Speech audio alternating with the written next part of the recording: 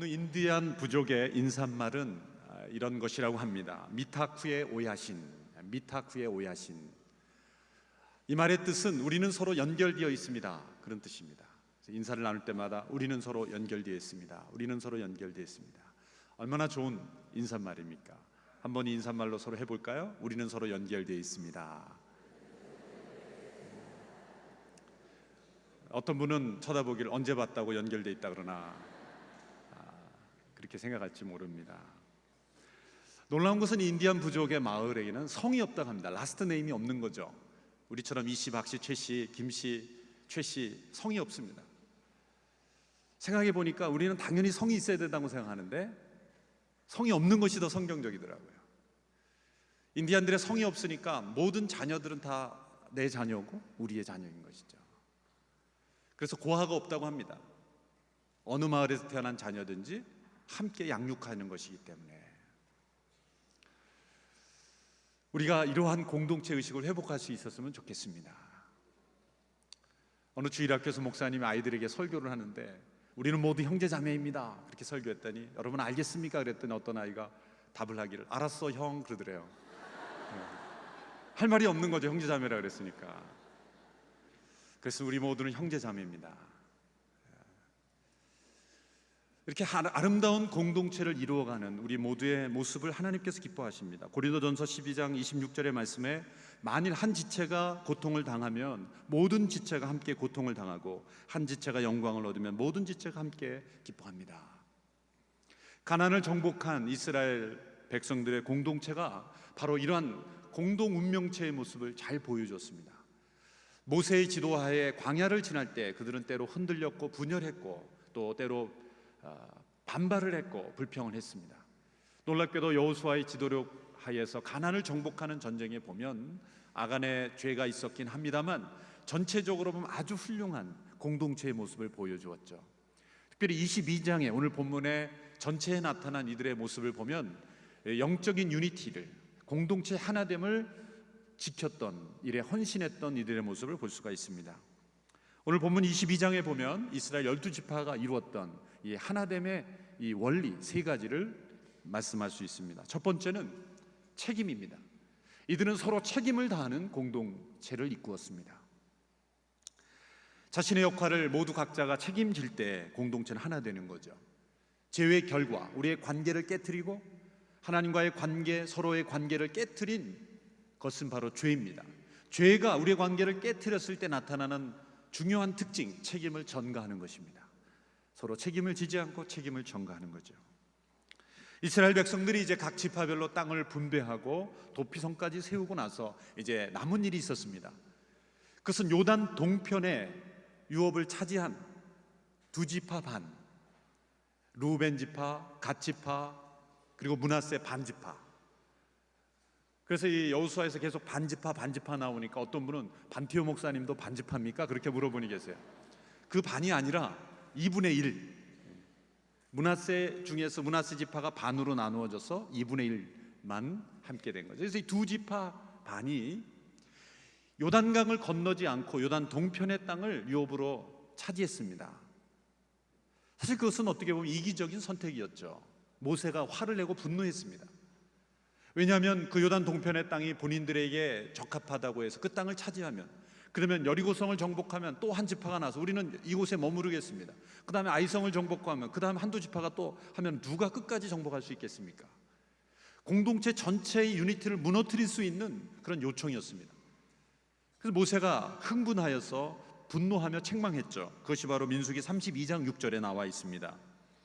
모세가 갓 자손들과 루벤 자손들에게 말했습니다. 너희 형제들은 싸우러 나가야 하는데 너희는 여기에 남고자 하느냐? 당연한 책망이요, 당연한 염려죠. 이런 책망을 듣고 이 두 지파 반이 생각을 바꾸어 결정을 했습니다. 타협안을 내놓았습니다. 그것은 가족들과 소유물들은 요단 동편에 두고 남자들이 함께 들어가서, 어차피 전쟁은 남자들 중심으로 하니까 싸울 수 있는 남자들은 함께 들어가서 나머지 지파들과 함께 가나안 전쟁에 참여하겠습니다. 그리고 싸우되 우리가 제일 앞장서서 싸우겠습니다. 가장 많은 희생이 주어지는 선택이었죠. 앞장서 싸우겠습니다. 그리고 모든 지파들이 다 유업을 차지할 때까지 우리는 결코 돌아오지 않겠습니다. 충분히 타협으로 가능한 안입니다. 모세와 타협하고 이들은 함께 전쟁에 들어왔습니다. 이제 그 땅을 정복하고 그 땅을 차지하게 되었을 때 분배하고 이제는 이들을 되돌려 보내야 되는 그런 시점에 이르게 된 것이죠. 바로 이때 여호수아가 이 두 지파 반을 되돌려 보내면서 그들의 가족으로 동편으로 돌려보내면서 이들을 축복하고 칭찬하고 격려하고 있습니다. 그것이 오늘 본문 22장 1절에서 4절까지의 말씀입니다. 제가 읽겠습니다. 그때 여호수아가 르우벤 지파와 갓 지파와 므낫세 반 지파를 불러 말했습니다. 너희가 여호와의 종 모세가 명령한 것을 다 지켰고 내가 너희에게 명령한 모든 일에도 순종했다. 너희가 이내 이때까지 오랫동안 너희 형제들을 버리지 않고 너희 하나님 여호와께서 너희에게 준 사명을 잘 감당했다. 이제 너희 하나님 여호와께서 약속하신 대로 너희 형제들에게 안식을 주셨으니 너희는 여호와의 종 모세가 요단강 건너편에서 너희에게 준 너희의 소유지에 있는 너희 장막으로 돌아가도 좋다.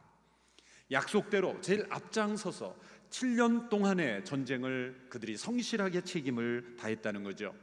그들은 절대 중간에 돌려보내달라고 요구하지 않았습니다. 또 마지막 순간에도 여호수아가 먼저 말할 때까지 책임을 다하는 태도로 기다렸다는 것입니다. 이것이 이스라엘 백성들이 영적인 공동체의 하나됨을 유지할 수 있었던 첫 번째 비결이었습니다. 책임을 다하는 것. 하나님이 만드신 이 자연 세계를 보아도 영적인 그 하나됨을 유지하는, 공동체의 하나됨을 유지하는 그런 모습들이 이 생물들 가운데도 많이 나타납니다. 여러분, 철새가 움직이는 걸 보면, 특별히 기러기떼가 하늘을 나는 거 보면 이 V 형태로 날지 않습니까? 그 원리가 있습니다. 제일 앞장서서 나는 그 새가 가장 많은 공기의 저항을 받습니다. 그런데 그 옆에 날고 있는 새들은 그 바람을 따라 날기 때문에 훨씬 더 수월하게 난다는 것이죠. 그래서 제일 앞선 그 새가 가장 저항을 많이 받기 때문에 가장 쉽게 지칩니다. 그러면 다시 그 새는 뒤로 돌아오게 되고 다른 새가 앞장을 서서 또 그 책임을 담당하게 되죠. 만일 그 새 중에 어느 한 새가 아파서 같이 날 수 없게 되면 내버려 두고 가는 것이 아니라 두세 마리의 새가 함께 남아서 그 새가 회복을 해서 같이 본대에 참여할 수 있도록 기다려주고 함께 날아준다고 합니다. 하나님이 만드신 새의 질서 가운데 얼마나 아름다운 하나됨의 팀워크의 요소가 있습니까? 또 개미, 아주 작은 곤충입니다. 그 이화여대 계신 최재천 교수님이 쓴 개미에 관한 책을 보면 이 개미의 숫자를 다 합치면요, 인간을 합친 수하고 부피가 비슷할 정도로 그렇게 많은 개미가 세상에 있다는 거죠. 근데 그 개미가 일하는 원리들을 보면 아주 기가 막힌 원리들이 있는데, 어떤 종류의 일개미는 일을 하는 개미가 지나가는 사람이 밟아 죽였거나 어떻게 문제가 생겨서 개미가 사라지게 되면 정확하게 동일한 수의 개미가 그 부족한 인원을 메꾼다고 합니다. 놀라운 것은 지시하는 개미나 감독하는 개미가 없다는 거죠. 잠언에서도 이러한 사실을 뒷받침해 주는 말씀이 있습니다. 잠언 6장 7절 8절에 보면 개미는 장군도 감독도 통치자도 없는데 여름에 먹을 것을 저장해 두고 추수 때 양식을 모은다. 개미에게서 지혜를 얻으라 하신 이 말씀은 미리 준비하라, 미래를 준비하는 그 지혜도 지혜지만 또 한 가지는 지시하고 감독하고 또 그 사람을 통제하는 개미가 없음에도 불구하고 스스로 자신의 책임을 다하는 그런 본능이 개미에게 있다는 거죠. 개미에게서 배워야 되는 지혜입니다. 꿀벌은 꿀을 채집하기 위해 여기저기 다닙니다. 그런데 이 무더운 여름에 꿀벌은 바깥에서 일하는 벌과 벌집 안에서 일하는 벌로 나누어진다고 합니다. 그런데 벌집 안에서 있는 벌은 그냥 잠자는 것이 아니라 계속 날개짓을 한다고 합니다. 벌들이 그 안에서 왱왱거리면서 뭐 하느냐? 이 자신들의 날개를 가지고 선풍기 역할을 하는 거예요. 에어컨 역할을 해서 온도를 낮추는 거예요. 그래서 바깥에서 땀 흘려 일한 벌들이 벌집 안으로 들어왔을 때 시원하게 할 수 있도록 그렇게 서로 협력한다는 거죠. 아름다운 하나됨, 책임을 다하는 모습입니다. 어쩌면 우리 인간들의 공동체가 가장 공동 운명체적인 책임을 다하지 못하고 있지 않나 생각합니다. 어느 미국 교회 이야기를 읽었습니다. 어느 미국 교회 건물이 너무 낡아서 이제 수리할 때가 되었습니다. 아니 재건축할 정도로 그렇게 낡아버렸습니다. 그래서 목사님이 재직들을 다 모아놓고 재건축의 필요성을 설명하게 되었습니다. 근데 이 목사님이나 성도님들 마음 가운데 그 교회 가운데 가장 재력이 있는 그 집사님을 의존하는 마음이 있었던 것 같아요. 그래서 목사님이 설명을 할 때도 그 집사님을 뚜렷이 쳐다보면서 집중을 하면서 이렇게 설명을 했습니다. 집사님이 눈치를 채고 설명에 다 마친 뒤에 일어나서 이렇게 말했습니다. 목사님, 제가 500불 내겠습니다. 그럼 모두가 다 실망한 누출입니다. 아니 500불 갖고 어떻게 건물을 고치고 수리를 합니까? 속으로 다 실망을 한 거예요. 근데 그 자리에 앉는 순간 건물이 워낙 낡아서 그분이 의자에 착 앉는 순간 위에 있던 목조 나무 토막 하나가 뚝 떨어진 거예요. 그 옆으로. 그분이 깜짝 놀란 거예요. 다시 일어났습니다. 아, 목사님 생각해보니 생각보다 심각하군요. 제가 5,000불을 내겠습니다. 10배로 뛴 거예요. 그 말을 하고 앉는 순간 뒤에서 이런 기도 소리가 들려왔습니다. 주님, 한 번만 더 내리쳐 주시옵소서.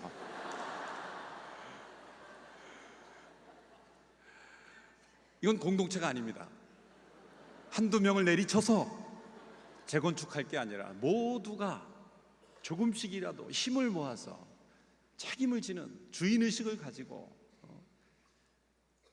어느 한두 사람에게 의존하는 공동체가 아니라 모두가 힘을 합치는 거죠. 하나님께서 모세에게 성막에 관한 청사진을 주었을 때 한 가지 코멘트를 주셨습니다. 자원하는 사람에게서 받으라. 성막은 아주 비싼 집이었습니다. 황금의 집입니다. 자원하는 사람에게서 받으라. 아니 세금을 걷어서 저도 낼까 말까인데 자원하는 사람 누가 내겠습니까? 앞으로 미래가 불투명한데 각자 숨겨진 재산을 누가 내겠습니까? 자원하는 사람에게 받으라 그랬어요. 모세가 순종했을 때 차고 넘치는 것이 있었어요. 하나님의 공동체의 가장 중요한 특징, 자원함입니다. 항상 넘친다는 거죠. 성전이 지었을 때 동일한 원리가 적용되었습니다. 다윗이 성전을 지을 때 자기 스스로가 자발적으로 헌신했습니다. 리더십들이 헌신했습니다. 모든 국민들이 다 자발적으로 헌신했을 때 어떠한 일이 일어났습니까? 차고 넘침의 역사가 있었어요. 차고 넘치는 곳에는 언제나 자발적인 역사가 있다는 거예요. 자발적인 참여, 책임을 다하는 그러한 역할이 있었다는 거죠.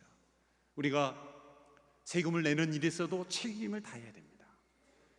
그리고 어떠한 일이든지 이 하나님의 공동체의 중요한 특징은 자발적 책임의식, 굉장히 중요합니다. 지시하고 통제하고 감독함으로써 이루어지는 것이 아니라 자발적 책임의식을 갖는 공동체가 바로 살아있는 공동체, 성령의 공동체인 것입니다. 둘째로 이 이스라엘 백성들의 모습을 보면 서로 축복해주는 공동체의 모습이 있었습니다. 두 번째 키워드는 축복입니다. 오늘 여호수아가 이들을 떠나보내면서 축복합니다. 두 번씩 복을 빌었다, 축복해줬다라는 단어가 나옵니다. 첫 번째 축복은 영적인 축복을 이들에게 주어줍니다. 5절 6절의 말씀을 보십시오. 우리 같이 한번 읽어볼까요? 시작. 그러나 여호와의 종 모세가 너희에게 준 명령과 율법을 다 지켜 행하라. 너희 하나님 여호와를 사랑하고 항상 그분의 길로 다니고 그분의 계명을 지키고 그분을 꼭 잡고 너희의 마음과 영혼을 다해 그분을 섬게 한다. 그리고 여호수아는 그들을 축복하고 떠나보냈습니다. 그렇게 그들은 자기 장막으로 돌아갔습니다. 자, 이 떠나는, 어쩌면 자주 볼 수 없는 이 두 지파반을 떠나보내면서 가장 중요한 영적인 축복을 권면하고 있습니다. 너희들은 하나님을 결코 떠나지 말고 하나님을 꼭 잡고 마음을 다해 영혼을 다해 하나님을 사랑하라, 하나님을 섬기라. 그것이 너희가 진정 복받는 길이다. 여러분, 하나님께서 왜 하나님 한 분만을 사랑하고 말씀하실까요? 왜 하나님 한 분만을 우리가 마음을 다해 섬기라고 하실까요? 하나님은 이기적인 분이라서 그럴까요? 하나님 왜 당신만을 그렇게 온전히 사랑하라고 하십니까? 하나님 사랑이 많은 분이라면서, 포용심이 많은 분이시라면서 왜 하나님 한 분만을 예배하고 그분을 섬기고 그분을 꼭 붙잡으라고 말씀하십니까? 요나단 에드워드의 신학의 핵심은 바로 여기 있습니다. 왜 하나님 한 분만이 영광을 받으셔야 됩니까? 그것이 바로 우리의 행복의 길이기 때문에 그래요. 부모의 가장 영광은 어디에 있습니까?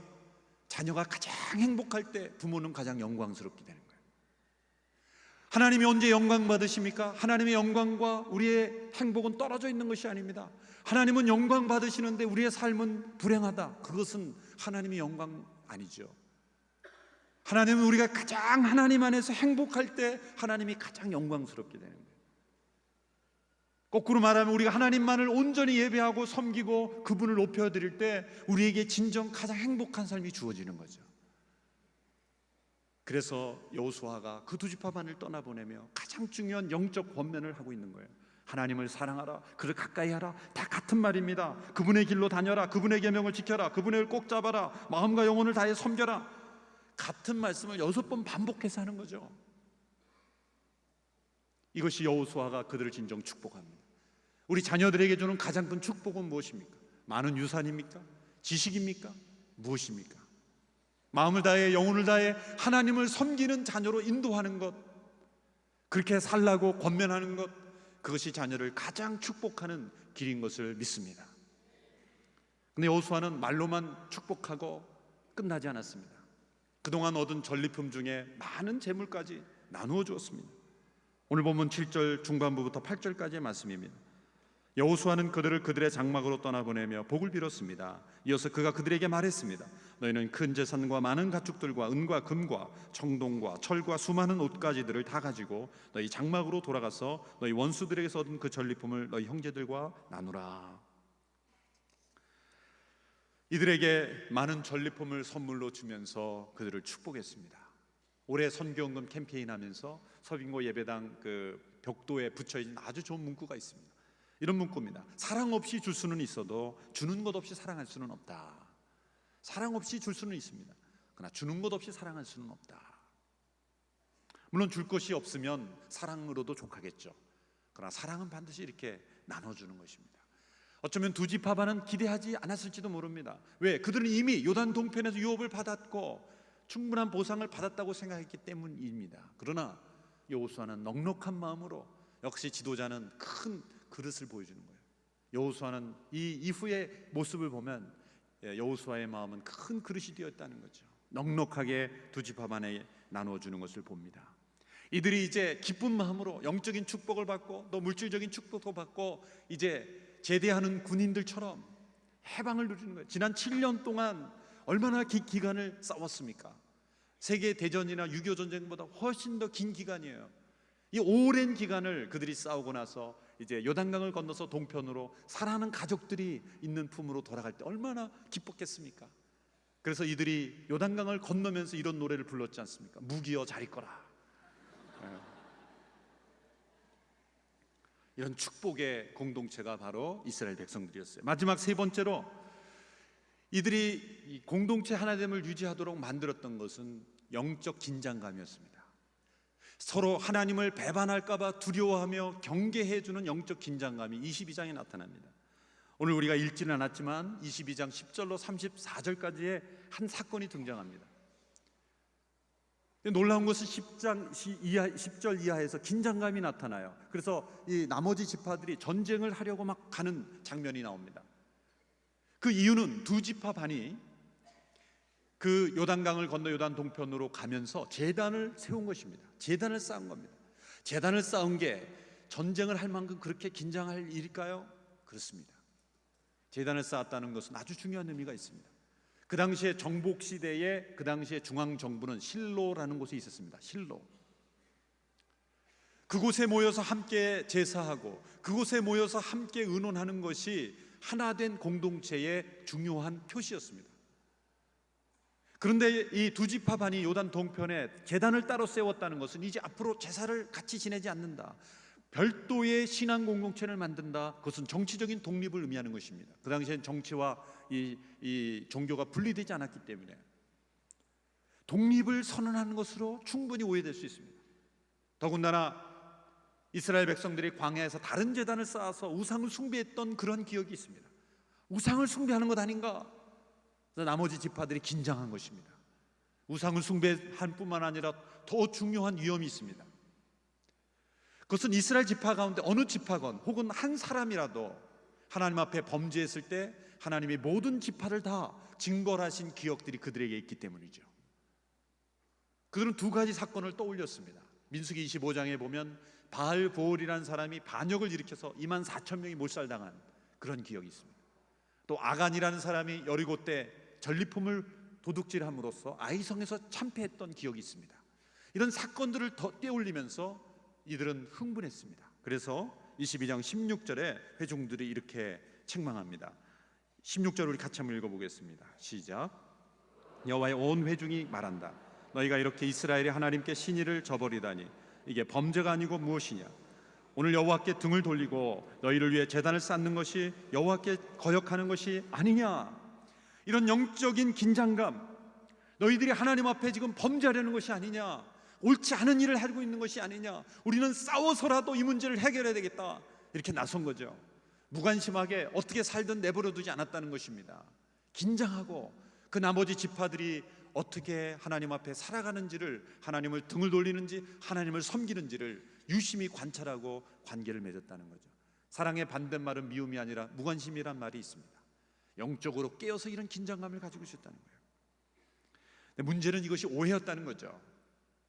두 지파반이 왜 제단을 세웠는가? 제단 모형을 세운 것입니다.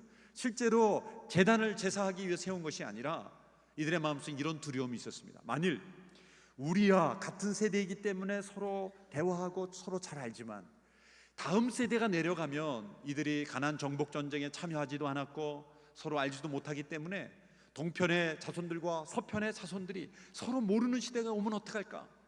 그래서 요단 동편에도 서편에 있었던 제단과 동일한 제단을 쌓음으로써 우리도 같은 하나님의 백성이라는 것을 증거하게 해주자. 그래서 서편 지파의 자손들이 우리 동편 지파의 자손들을 무시하지 않도록 하자. 또 우리의 자손들은 그것을 기억하게 하자. 이런 교육용, 증거용으로 만들었던 것입니다. 그러니까 더 좋은 의도죠. 배반이 아니라 충성이고 분열이 아니라 더 하나됨을 지키기 위한 노력이었습니다. 그러나 그것이 오해를 불러일으켜서 서편이 동편에게 오해를 해서 이제 전쟁을 통해서라도 그 문제를 해결하려고 했던 거죠. 둘 다 좋은 목적입니다. 한편으로는 교육적인 목적이고 한편으로는 경계하는 목적으로 그렇게 노력을 했던 것입니다. 자, 오해가 풀려서 이들의 마음속에 기쁨이 회복이 됐어요. 여러분, 참된 거룩한 공동체에는 이 영적인 긴장감이 언제나 있습니다.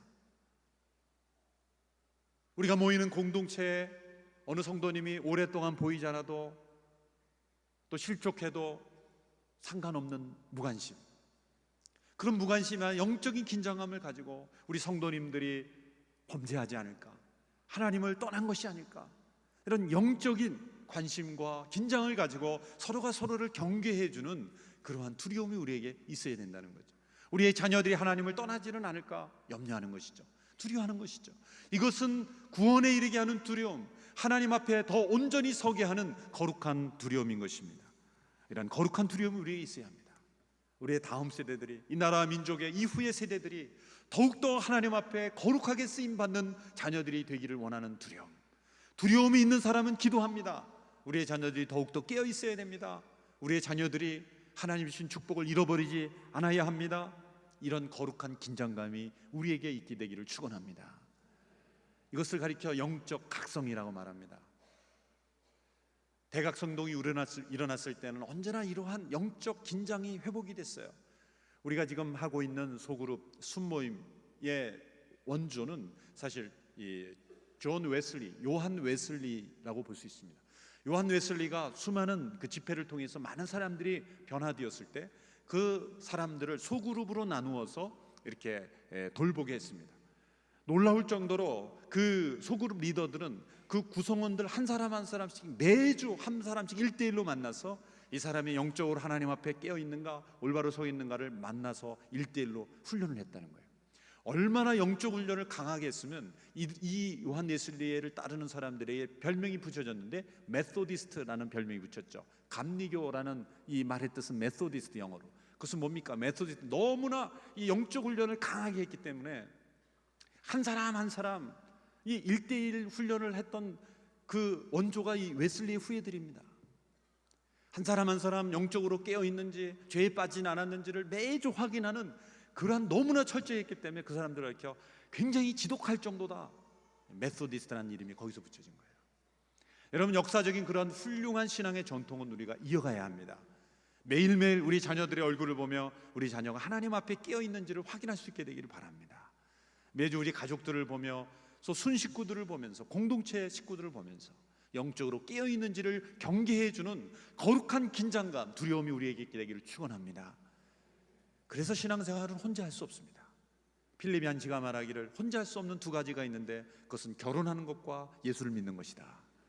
왜? 누군가 경계해 줘야 되기 때문에, 누군가 일깨워 줘야 되기 때문에.